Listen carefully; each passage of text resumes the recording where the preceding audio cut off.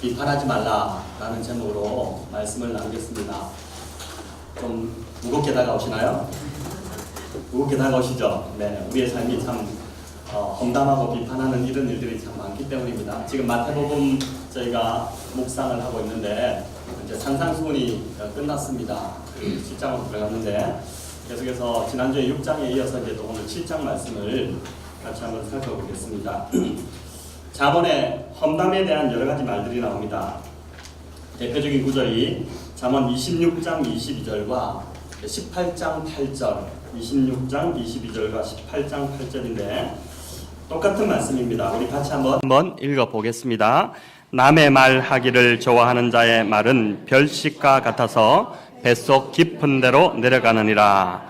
자, 여기서 별식은 평상시 먹는 음식이 아니라 좀 특별한 날에 기념일에 이렇게 먹습니다. 생일이나 뭐 또 무슨 결혼 기념일이나 이럴 때 이제 우리가 특별한 음식을 먹지 않습니까? 별식은 한마디로 이제 구미를 당기는 음식입니다. 비방과 험담의 말이 이 별식과 같아서 듣는 자로 하여금 깊이 빠지게 한다는 그러한 의미입니다. 잠언 25장 23절 말씀을 우리 한 번 더 같이 읽어보겠습니다. 북풍이 비를 일으킨 같이 참소하는 혀는 사람의 얼굴에 분을 일으키느니라. 또 쉬운 성경, 북풍이 비를 몰고 오듯 험담하는 혀는 분노를 초래한다. 네, 오늘 이제 이 두 구절 본문 구절이 이제 두 구절인데 여기서 이스라엘에서 비를 몰고 오는 바람, 북풍이 비를 일으킨다 이렇게 하는데 우리가 제자의 삶에서도 배웠지만은 이스라엘에서 비를 몰고 오는 바람은 북풍이 아니라 서풍입니다. 그죠?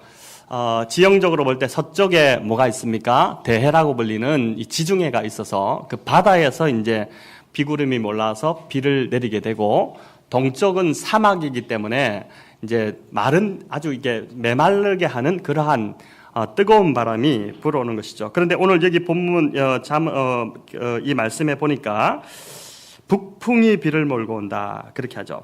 자, 왜 그럴까요? 왜 북풍이 비를 몰고 온다고 여기서 말하고 있는 것일까요?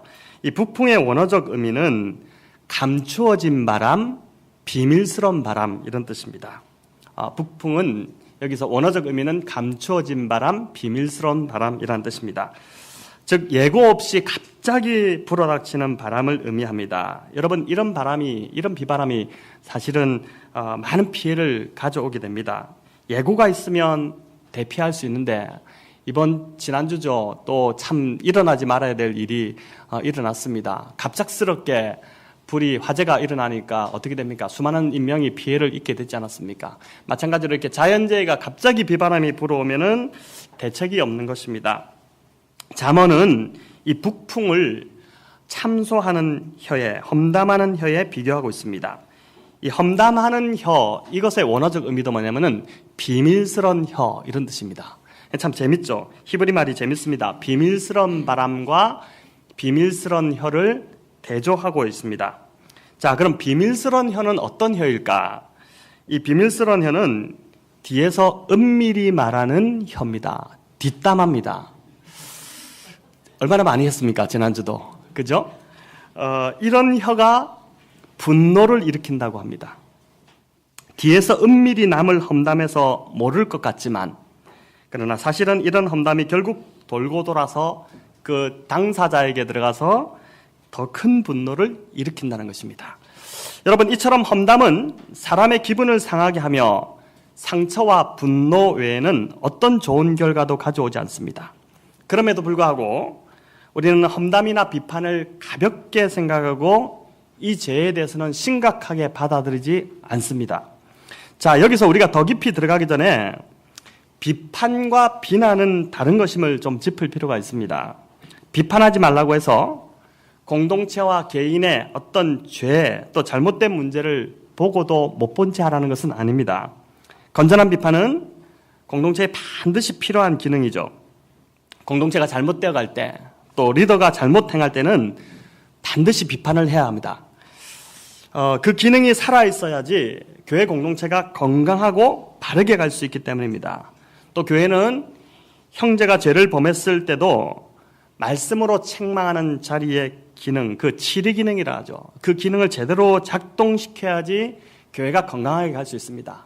요즘 보니까 천주교 가톨릭은 좀 이제 조직이 그렇다 보니까 이쪽 동네에서 잘못해서 아예 내가 갈 데가 없나 저쪽으로 옮기지 이렇게 옮기면은 다 연결이 돼 있어가지고 정보가 다 들어가기 때문에 꼼짝 못합니다. 어떻게 보면 좀 그 가톨릭 기능이 훨씬 좋은 것 같아요. 근데 저희는 교회들은 너무 중구난방이다 보니까 이 교회에서 좀 좋지 않으면은 내가 갈 데가 없나 하고 이제 옮겨가게 되죠. 그러나 치리 기능이 반드시 있어야지 한 사람을 돌이킬 수 있고 회복시킬 수 있습니다. 자, 그럼 오늘 이 본문에서 말하는 것은 이제 이런 건전한 비판이 아닌 말 그대로 비난과 판단과 험담을 말합니다. 그렇다면 남을 비판하고 험담하는 이유가 무엇일까요? 중요한 두 가지 이유를 우리가 생각해 볼 수 있는데 첫 번째는 그 사람을 바르게 잡아주고 싶은 마음입니다.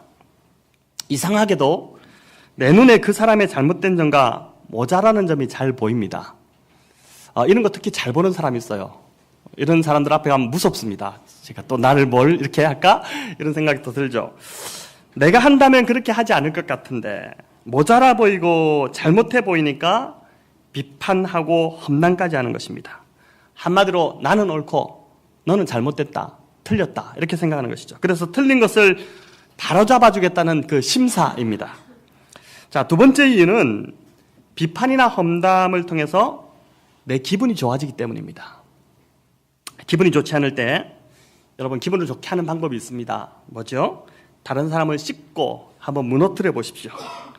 재성으로 말미암아서 우리 안에는 남을 비판할 때 우리가 스스로가 그 사람보다 낫다고 여기는 마음이 있습니다. 남을 비판할 때 그 사람보다 자신을 도덕적으로 더 높은 위치에 올려놓는 것입니다. 이거 어떻게 그럴 수가 있나? 어떻게 그렇게 할 수가 있어? 참 사람이 수준이 그것밖에 안 되네. 이렇게 하면서 이제 은근히 자신을 높이고 상대를 깔아뭉개는 것입니다. 바로 이게 사람들이 남 말하기를 좋아하는 이유입니다. 험담이나 비판을 할수록 자신은 거룩해지고 다른 사람은 죄인이 됩니다. 자신은 높아지고 상대는 낮아지는 것입니다.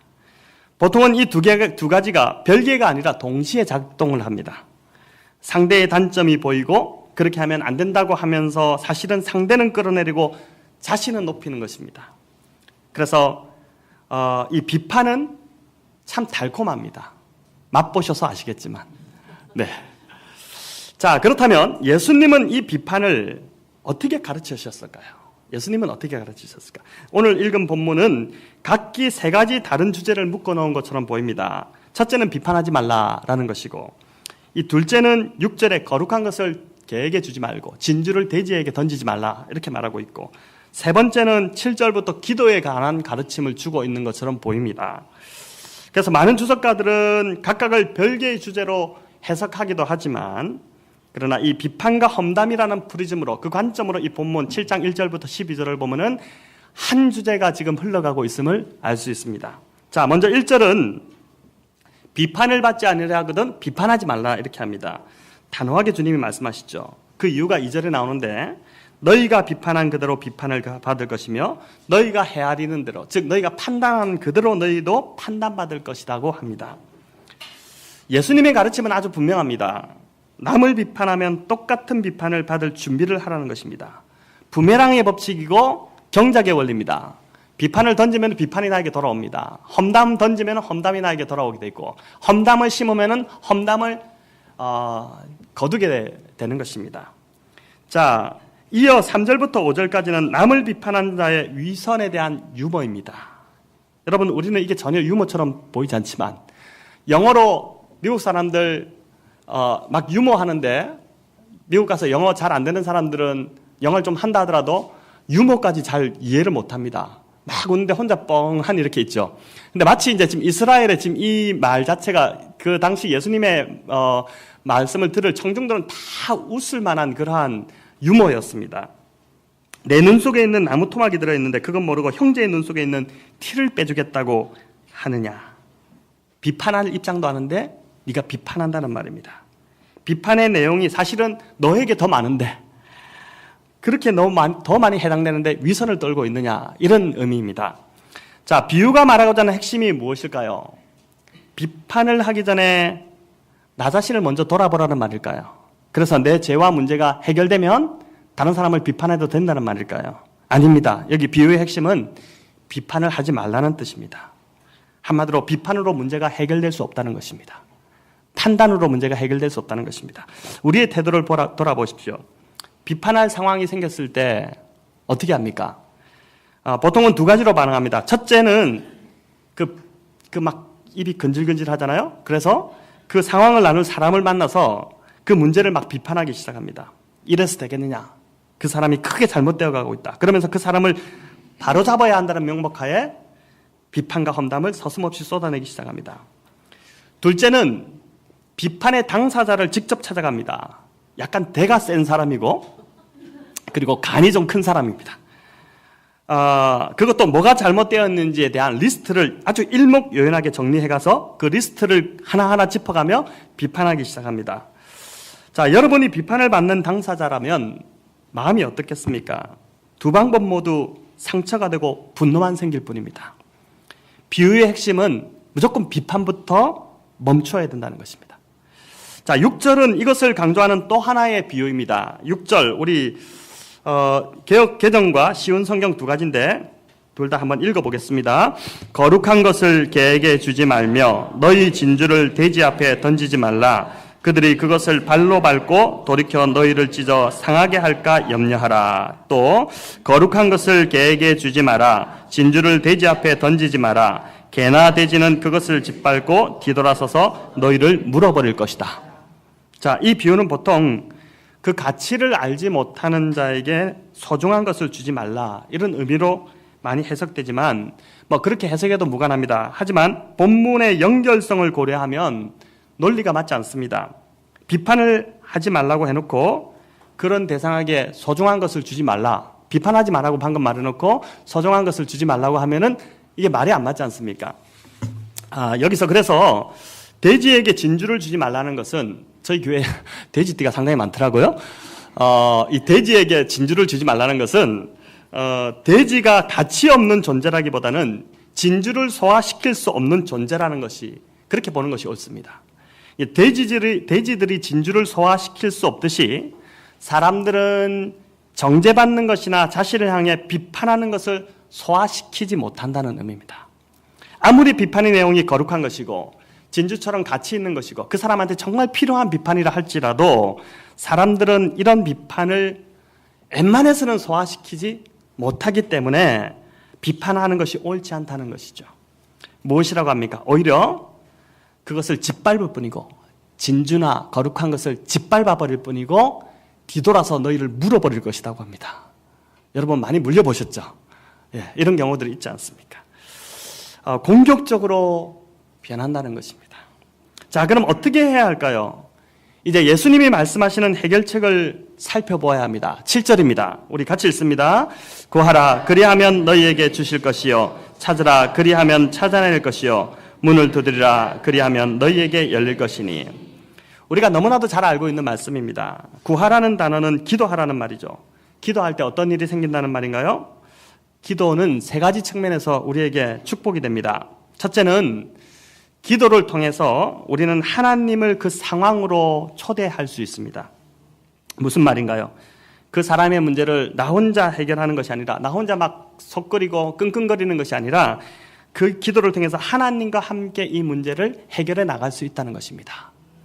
자, 둘째로 기도하면 긍휼의 마음이 생기고 비판의 마음이 줄어들기 시작합니다.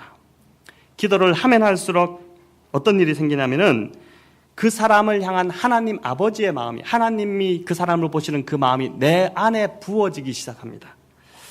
바로 긍휼을 여기는 마음입니다. 이 마음이 부어지면 동시에 공격하고자 하는 마음과 또 판단하고 비판하는 마음이, 또 미워하는 마음이 줄어들기 시작합니다. 그래서 기도의 진짜 유익은 그 사람이 바뀌는 것이 아니라 그 사람 바꿔달라고 기도했다가 내가 바뀌게 됩니다. 예. 자, 셋째로 기도하면 하나님이 주시는 지혜를 얻게 됩니다. 기도를 통해 우리는 그 사람에 대한 새로운 관점을 갖게 되는 것입니다. 비판의 마음이 사라지면서 그 사람을 이해하는 마음이 더 생깁니다. 여러분, 기도의 방법도 바뀌게 됩니다. 상대의 문제를 해결해 달라고 기도하다가 나중에는 어떻게 되냐면 그 친구를 주님 그냥 긍휼히 여겨 주십시오. 이렇게 기도하게 되고 또 나중에는 하나님 이 형제가 주님을 깊이 만나게 해주십시오. 이 자매가 하나님과의 관계가 회복되게 해주십시오. 이렇게 이제 기도의 내용이 바뀌게 됩니다. 여러분 기도해 보셔서 아시지 않습니까? 점점 바뀌게 됩니다. 나도 놀랄 정도로 내가 왜 이 기도하고 있지? 저 사람 참 미워했는데 그래서 어쩔 수 없이 하나님 앞에 기도했는데 그 사람을 향한 마음이 점점 내 안에서 바뀌어가고 있는 나 자신을 보게 되는 것이죠. 여러분 이렇게 기도할 때 성령님께서는 상대방이 그렇게밖에 행동할 수 없었던 더 근원적인 문제를 보게 하시는 것입니다. 아, 그분의 자란 환경이 그렇게 행동할 수밖에 없었던 것이구나. 아, 그 사람이 지나왔던 어떤 상황 속에서 받았던 상처가 그를 그렇게 행동할 수밖에 없었던 것이구나. 그 사람이 아니라 그 사람 안에 있는 상처였구나. 이제 이러한 눈이 상대를 제대로 볼 수 있는 눈이 열리기 시작하는 것이죠.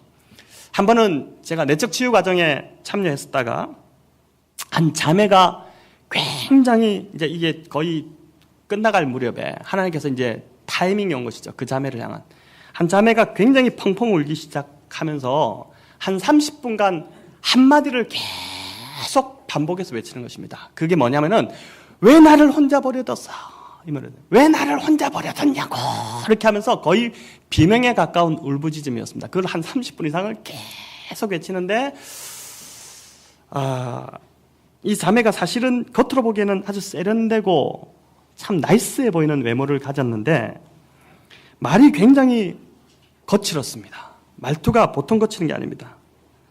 상대를 아프게 하는 말들을 말할 때마다 쏟아놓기 시작하고 그런 사람이었습니다. 그래서 사람들이 이렇게 피해가요. 그 사람만 보면 불편해하고 가까이 가기 힘들어하고 이런 자매였습니다. 그런데 치유의 과정 중에 하나님이 그 자매를 만지신 거죠. 만지시면서 알게 된 사실은 아주 어릴 때 엄마가 가장 필요할 때 떠나버린 겁니다. 아버지도 이 아이를 제대로 돌보지 못한 것이죠. 여러분 그 아이가 그 어렸던 그 순간에 얼마나 무섭고 두렵고 불안했겠습니까? 근데 그 아이를 보셨던 하나님 아버지의 마음이 무너지셨겠죠. 그렇게 자랐던 그 분이 결국 이제 그 상처, 그 불안함, 그 두려움 때문에 공격적으로 바뀌기 시작하고 말투도 자기도 모르게 자기 안에 하나님이 처음 지었던 그 자매의 모습은 그게 아니었는데 그 잘못된 환경을 만남을 통해서 그렇게 자라게 된 것입니다. 그날 하나님께서 이 자매를 만지셨어요. 만지시면서 그 안에 있었던 그 상처가 풀어지기 시작하는데 참 정말 놀랍게도 이 자매가 부드러워지기 시작하고 그 자매 속에 있었던 정말 하나님이 처음에 주셨던 그 아름다움이 회복되기 시작하는데 참 놀랄 정도로 바뀌게 되는 것들을 보게 되었습니다. 여러분 우리가 사람을 자주 겉으로 판단하지만 기도하기 시작하면 그 사람의 진짜 모습을 하나님이 보여주시는 것입니다. 자, 그렇게 이런 기도의 접근은 여러분 참된 회복을 가져옵니다. 비판과 판단과 험담은 분노만 일으킬 뿐이지만 그러나 이런 기도의 접근은 진짜 진정한 회복을 가져오기 시작하는 것이죠. 그때부터 상대방은 내가 정말 진정으로 기도하고 있다는 것을 느끼지 않습니까? 그러면 어떻게 되냐면은 상대방은 그때부터 자신의 문제를 터놓고 서로가 서로를 의지하는 관계로 들어가게 되는 것입니다. 자, 7절은 구하라고만 하지 않고 찾으라, 두드리라 동일한 단어를 반복합니다. 같은 의미입니다. 지속성과 끈기를 가지고 하라는 의미입니다. 여러분 변화는 절대 한순간에 일어나지 않습니다. 가장 직접적인 증거가 누굽니까? 나 자신입니다. 그렇잖아요. 보세요. 얼마나 안 바뀝니까? 제가 제 자신을 보더라도 진짜 끈질기다. 좀 바뀐 것 같은데 또 그대로네. 우리 자신들이 그렇지 않습니까? 끈질기게 변화될 때까지 그렇게 변화는 오래 걸리기 때문에 구하고 찾고 두드리라고 주님 말씀하신 것입니다. 여러분 중요한 건 우리가 이런 끈기 있는 기도로 상대의 변화의 과정에 동참할 마음이 있느냐라는 것입니다. 주님은 이런 마음이 있는 사람만이 비판할 자격이 있다고 하시는 것이죠. 그리고 그 비판은 비난이 아니라 정말 상대를 세우고자 하는 사랑의 조언입니다. 이런 접근은 여러분 희생이 따릅니다. 희생이 있어야지만이 변화가 있어요. 하나님 아버지의 사랑의 마음과 긍휼히 여기는 마음이 없이는 할 수 없는 일입니다. 이렇게 오래 기도하고 이런 마음으로 접근하면 상대는 마음을 열고 사랑의 충고를 받아들이기 시작하는 것이죠. 여러분, 12절은 남을 비판하는 것에 대한 주님의 최종적인 강력한 조언입니다. 우리 같이 한번 읽겠습니다. 그러므로 무엇이든지 남에게 대접을 받고자 하는 대로 너희도 남을 대접하라. 이것이 율법이요 선지자니라. 이것이 율법이요 선지자니라. 여러분, 이 말씀은 율법은 모세오경이고 선지자는 선지서를 말합니다. 즉 구약 성경 전체를 말하는 것이죠. 구약 성경을 통틀어서 너희도 남에게 대접받고자 하는 대로 너희도 남을 대접하라는 것이 하나님이 가장 중요하게 여기는 계명 중에 하나라는 것이죠. 이것은 비판하지 말라는 것에 그대로 적용됩니다. 비판하지 말라는 이 말의 마지막 최종적인 결론입니다. 예수님 역시 비판하는 것을 너무 싫어하신다는 의미고, 너희가 비판받기 싫으면 너희도 비판하지 말라고 이렇게 황금률을 들어서 말씀하시는 것입니다. 감리교의 창시자 존 웨슬리는 이 말씀을 기초로 이런 말씀을 했습니다. 우리 한번 띄워보십시오. 남이 당신에게 하지 않았으면 하는 일을 절대로 다른 사람에게도 하지 말라. 즉 당신의 이웃을 절대로 비판하지 말라. 절대로 그 자리에 없는 사람의 잘못을 이야기하지 말라. 자, 이런 경험 다들 있으시죠? 특히 뒷담화가 심한 그 사람과 같이 앉아있을 때 자리를 뜨기가 무섭습니다. 그죠? 내가 자리를 비우면 저것이 또 나도 욕할 것 같기 때문에. 여러분, 이런 사람은 절대 가까이 하면 안 됩니다. 참 힘들어요. 네, 우리가 기도해야 될 사람이죠. 자, 마태복음에 나오는 이 예수님의 산상수훈은 참 보석과 같은 진리입니다. 자, 금요 기도회 때도 이야기했지만 이번에 새벽 기도를 쭉 묵상하면서 정말 이 산상수훈만 평생 묵상하면서 이것을 지키며 살아도 정말 잘 살겠다 이런 생각을 했는데, 하나님의 백성이라면 어떤 모습이 되어야 하고 또 어떤 가치와 태도로 이 땅을 살아가야 되는지에 대한 명백하고 분명한 기준을 제시하는 것이 산상수훈입니다. 여러분, 그 연장선상에 오늘 이 말씀이 있습니다. 어떤 경우라도 하나님의 백성이라면, 너희가 하나님의 백성이라면, 하나님 닮아가고 있다면 비판하거나 험담하지 말라는 것입니다. 주님의 간곡한 당부입니다. 대신에 하나님의 백성은 어떻게 해요? 기도해야 한다는 것입니다. 내가 간절히 원하는 상대의 변화는 비판이 아니라 기도를 통해서 일어난다는 것입니다. 물론 앞에서도 말씀드렸지만 공동체를 위한 건전한 비판은 반드시 필요합니다. 다양한 의견을 존중하는 것이 공동체의 건강성과 직결되기 때문입니다.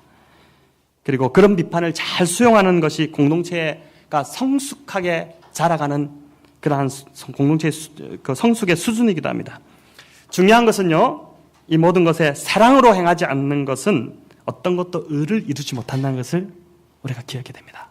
우리 안에 정말 사랑의 마음을 가지고 공동체를 사랑하고 그 사람을 사랑하는 마음을 가지고 우리가 행해야지 그것이 하나님 앞에 의롭고 또 이 땅에서 의를 이루게 된다는 것이죠. 여러분, 오늘 주님이 우리에게 당부하신 비판을 그치시기를 주님의 이름으로 부탁드립니다. 대신 세워주고 격려하는 말을 더 많이 하며 상대의 장점을 보려고 노력하시기 바랍니다. 저분 착함 저거 잘한다.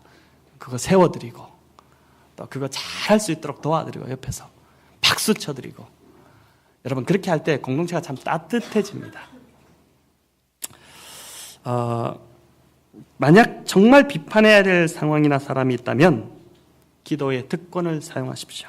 그것도 일시적 기도가 아니라 변화가 일어날 때까지, 즉 구하고 찾고 문이 열릴 때까지 여러분의 시간과 에너지를 쏟아부으면서 그 한 영혼을 위해 주님의 마음으로 행한다면 그 사람의 인생 안에, 그리고 나의 인생 안에 변화가 찾아오기 시작할 것입니다. 이 참 아름다운 변하지 않습니까? 이런 아름다운 은혜의 도전이 저와 여러분 안에서 또 사랑하는 백원용동교회 공동체 안에서 계속해서 이어지기를 우리 주님의 이름으로 축원합니다.